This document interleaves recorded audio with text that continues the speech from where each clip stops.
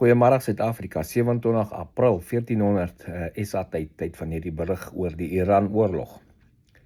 En vandag het Iran weer uitgekom met 'n nuwe proposal van hulle kant af vir peace talks en om die oorlog te stop en versoeke vir om die Strait of Hormuz oop te maak, die blokkade te stop en ook besigheid weer aan die gang te kry. Maar hier's 'n klein probleem.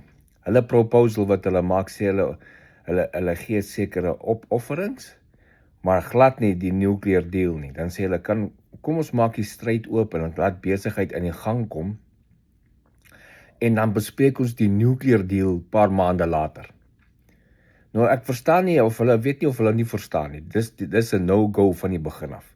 Die rede vir hierdie oorlog is hulle nuclear ambition om nuclear wapens te bou.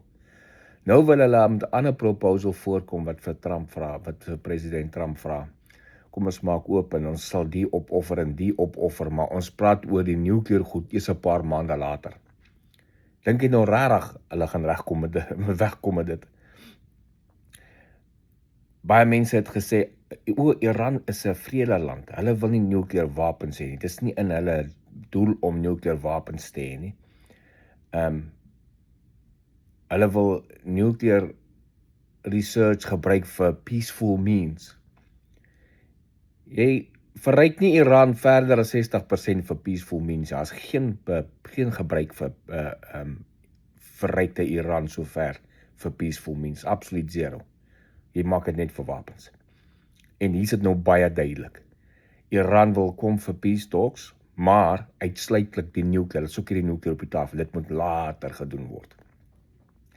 So enige iemand wat nog getwyfel het dat Iran poog om nuclear wapens te bou, dis nou baie duidelik uit hulle eie kant af dat hulle probeer nuclear wapens bou en hulle gaan dit nie wil opgee nie.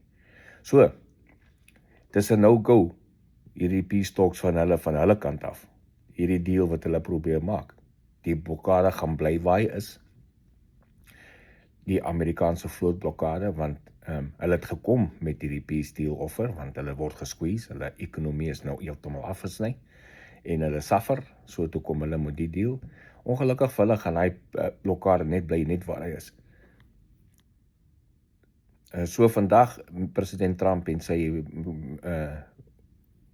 kabinet en sy leierskap is besig met vandag in die situation room met hulle meeting, wat hulle hierdie offer gaan bespreek. En ek kan jou waarborg, daar's geen manier dat hy het gaan vat nie.